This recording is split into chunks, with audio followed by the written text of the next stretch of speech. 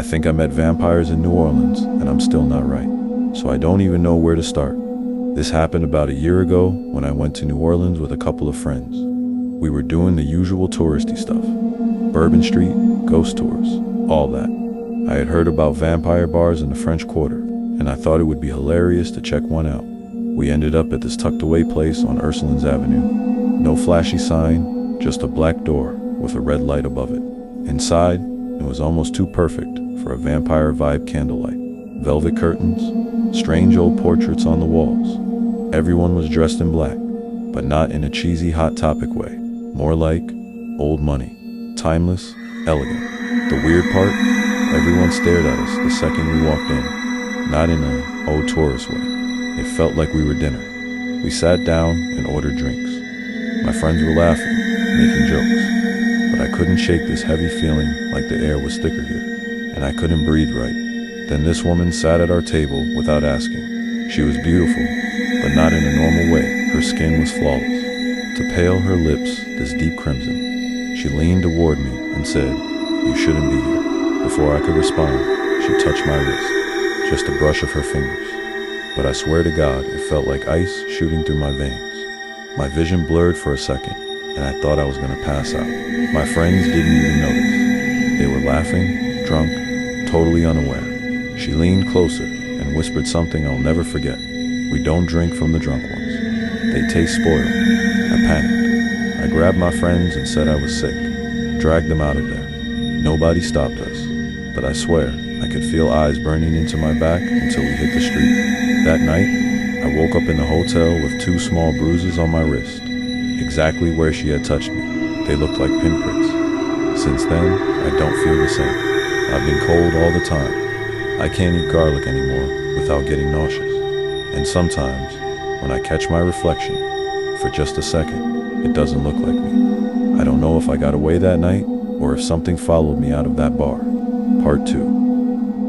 Part 2, update the bruises, spread after New Orleans. So a bunch of you asked for an update. After my first post about that bar in the French Quarter, honestly, I didn't plan on writing more, but things have gotten worse.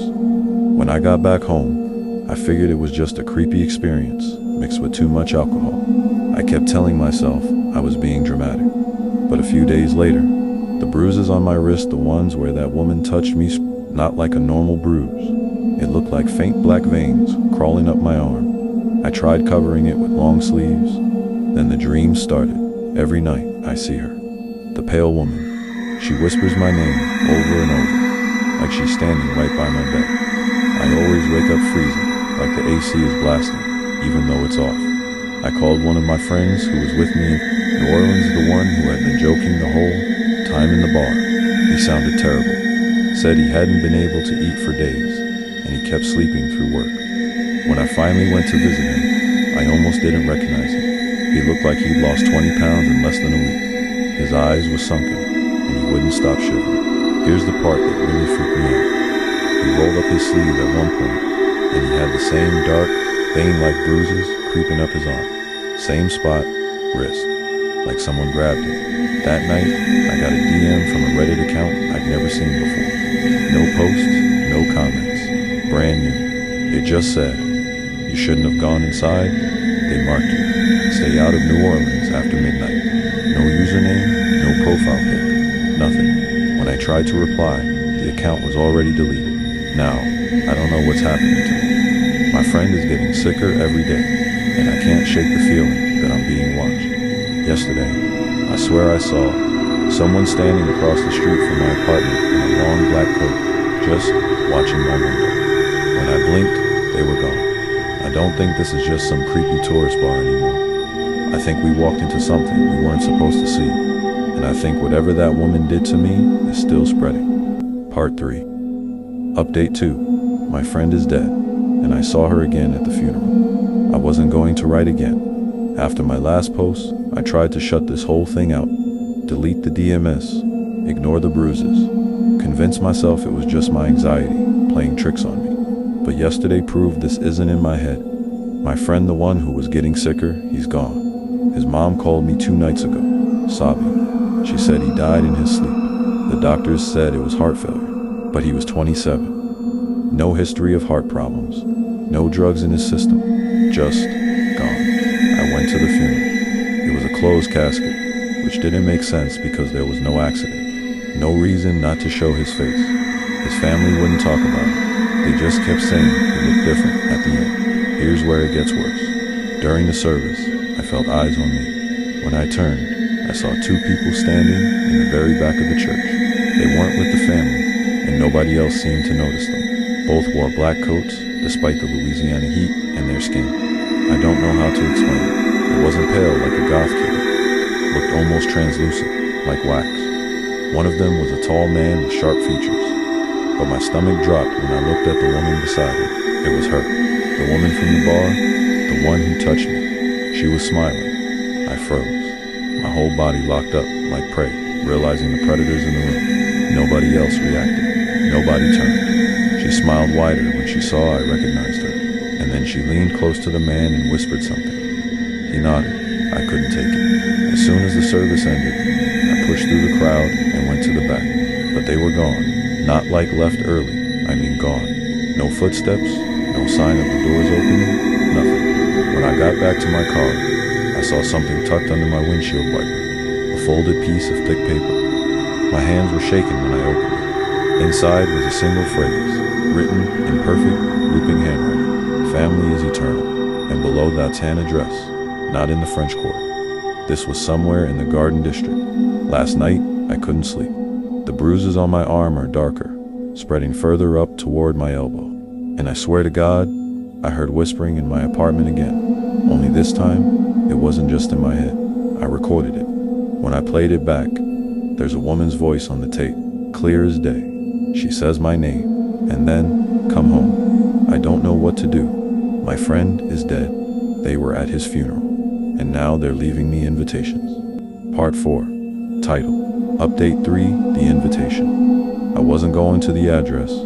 I told myself 100 times I would rip that paper up and forget it. But it's like something inside me won't let me. Every time I try to throw it away, I end up unfolding it again, staring at the handwriting. I even mapped it. It's a real place. A mansion in the Garden District. Old, massive, the kind you see on postcards. Black iron gates, big oak trees in front. The kind of house that looks like it's been here since before the Civil War. I didn't go inside, not yet, but I did drive past it 3 times. And every time, I swear I saw someone standing in the upstairs window, just standing there, completely still, watching the street. That night, the dreams got worse. Usually, it's hurt whispering my name, but now there are others. I see people I don't know, faces pale and hollow, their mouths open, teeth too sharp. They chant in a language I don't understand. When I wake up, I can still hear it ringing in my ears. Yesterday morning, I found another note. This one wasn't on my car. It was inside my apartment. I locked the door. I know I did. But when I came out of the shower, it was sitting neatly on my bed. Same paper, same handwriting. It said, "You can't fight this. You're already one of us." I checked my wrist. The bruises have climbed past my elbow now, branching out like black lightning under my skin. My veins don't look normal anymore. They look darker. I haven't told anyone else, because who would believe me? One friend is dead. The other has stopped answering my calls. My family lives out of state, and I can't drag them into this. But here's the part that makes me think. I don't have a choice anymore. I woke up at 3 a.m. last night to knocking on my window. My second floor window. Slow, deliberate taps. When I finally got the courage to look, I saw her. The pale woman, standing on the fire escape, smiling at me through the glass. She mouthed the words, "Come home," and then she was gone. I don't know how much longer I can resist this. I think they're pulling me toward that mansion, and I don't think they'll stop until I go. Part 5. Update 4. The mansion in the Garden District. I couldn't take it anymore. The dreams, the whispers, the bruises spreading guy felt like if I didn't go to that house, they'd come to me anyway. So tonight, I drove to the Garden District. The mansion looks even worse up close. The gates are rusted. The trees in the yard twist like they're strangling each other. Every window is dark, except one. The same one I saw lit up the first time. I drove past. I told myself I'd just look, just prove to myself nobody was really inside. But the gates were unlocked, and when I walked up to the front door, it was already cracked open. Inside, it smelled like old wood and something metallic like rust, or maybe blood. Candles lined the hallway, flickering, even though there was no draft. The silence was heavy, the kind that presses against your ears. Then I heard her voice. "You came back? Good." She stepped out from the shadows at the end of the hallway, the same pale skin, the same perfect red lips. But now I could see her eyes clearly, for the first time gray, almost silver, glowing faintly in the candlelight. I should have run, but my legs didn't move. It felt like she was pulling me forward without touching me. "You felt it, haven't you?" she whispered. "The hunger, the cold. You can't go back. You're one of us already." Behind her, others stepped into the hallway. A man in a long black coat, the same one I saw at my friend's funeral. A woman in a dress that looked 2 centuries old. Their faces were pale, perfect, and wrong. The pale woman reached for my wrist. I tried to pull away, but when she touched me, the bruises on my arm lit up like ink spreading through water. Pain shot through me, so sharp I screamed, and then it stopped. She leaned close to my ear and whispered, "Family is eternal. Welcome home." The others started whispering to all at once, in that same strange language I'd been hearing in my dreams. My vision blurred. My chest felt tight, like my heartbeat was slowing. The last thing I remember is Fulman, and her voice saying, "You belong to us now." When I woke up, I was back in my own bed. My car was in the driveway. The paper with the address was gone. But the bruises, they're not bruises anymore. They look like veins, black veins, and they're all over my arm, crawling toward my chest. I don't think I left that mansion. I think part of me is still there. Part 6. Update 5, The Hunger. It's getting worse. I don't even know if I should still be writing this. But if I stop, I feel like I'll go insane. Since the night at the mansion, my body hasn't been the same. Food tastes rotten. Water feels like it burns going down. The only thing I can stand is red wine, and even that doesn't help much. Just dulls the craving for a little while. The craving, that's the part that scares me the most. It's not like being hungry or thirsty. It's like every cell in my body is screaming at me. I'll be walking down the street and suddenly catch the smell of someone's skin, and it's all I can do not to grab it. Yesterday, I cut my finger cooking, and for a second, I just stared at the blood. It didn't look right. It was darker, thicker, almost black. I licked it without thinking, and my whole body shuddered like I'd swallowed electricity. I've never felt anything like it. The bruises have spread past my shoulder now. My veins don't look normal anymore. They look like black roots crawling under my skin. I've been wearing long sleeves in the heat, sweating like crazy, but I can't let anyone see. I looked in the mirror today and almost threw up. My reflection didn't move right. When I blinked, the face in the mirror blinked a second later. Just a split second delay, but enough to make me stumble back and knock the glass off the sink. Last night, I woke up with dirt under my nails and blood on my shirt. I don't remember leaving my apartment. I don't even remember dreaming. Then, this morning, I found another message. Not on Reddit this time, on my phone. A number with no caller ID sent me a single text. "Stop fighting. Feed." I think I already did, and I think I liked it. Part 7. Update 6, The Other Family. I thought the hunger was the worst of it. I was wrong. 2 nights ago, I blacked out again. I came to in an alley near Canal Street, my clothes soaked, my mouth tasting like iron, my hands were sticky with blood. There was no one around, but when I looked at myself in a shop window, my face didn't look like mine anymore. The eyes staring back were too sharp, too pale. I ran, I don't even know where I just ran until I collapsed against the side of a church. That's when he found me. A man, maybe late 30s, dressed normal. Not pale, not old-fashioned, not like them. He looked human. He crouched down beside me and said, "They've claimed you, haven't they?" I tried to push past him, but he grabbed my arm right where the black veins are. He squeezed hard and whispered, "You don't have to belong to them." I demanded to know who he was, what he meant. He looked over his shoulder like he expected someone to be following, then leaned close. There's more than one family in this city. The ones who marked you, they're not the only one. They're not even the strongest. Before I could ask more, headlights turned down the street.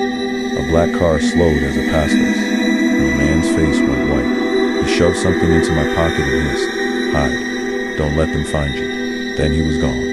When I got back home, I pulled out what he'd given me. It was another folded note, but not like the others. This one wasn't elegant, perfect handwriting. It was scrawled, rushed. It said, "They're using you as a pawn. Don't go back to the mansion. Meet me where the city meets the river, midnight. And then, if you resist the hunger too long, it will eat you alive." I don't know who to trust anymore. The mansion, the family, the pale woman, they terrified me. But this man, he wasn't like them. He looked human. He looked scared. But last night, I woke up outside again, 3 miles from my apartment. My shirt was covered in blood, but not mine. And this time, there were footprints in the dirt around me, bare feet, too many to count. They weren't following me. They were circling me. Part 8, final part. Final update, family is eternal. I don't even know how to start this. I don't know if I'm still me. I don't think I am. Last night, I went back. I couldn't fight it anymore. The mansion, the hunger, the whispers they were calling me. I told myself I'd resist.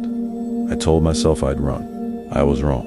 The gates opened before I even touched them. Inside, the hallway smelled like iron and decay. Candles flickering along the walls. Every shadow seemed to move, and I felt them hundreds of eyes on me, watching, waiting. She was there, the pale woman. Her smile was wider than ever. "You've come home," she said. "You belong to us now." Behind her, the others stepped forward. The man from the funeral, the 2 centuries-old woman, dozens more I couldn't even count. They circled me. The chanting started, that same language I've heard in dreams. My body started trembling. I tried to scream, but my voice caught in my throat. My chest felt heavy, my blood running like ice.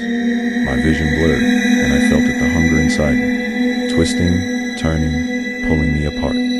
I wanted to resist. I tried, but then I saw him, my friend, dead, pale, veins blackened, eyes glowing faintly. He looked at me and whispered, "It's the only way." The pale woman reached for me. When she touched my wrist, the black veins exploded across my arm, spreading to my chest, my neck, my face. Pain, ecstasy, cold, hunger all at once. I couldn't tell where my body ended and theirs began. I screamed. I begged. I clawed at myself. But it was useless. My heart slowed. My vision sharpened into darkness. My reflection, gone. Before I lost everything, I managed to type this. My hands are trembling, but I have to leave a warning. They are real. The family, the other families, the city, they're alive in ways you cannot imagine. And if they mark you, if you feel that hunger, that cold, you were already one of them. I can hear them now. Behind me, whispering, laughing. The pale woman's voice, closest of all. Family is eternal. I think I'm not me anymore.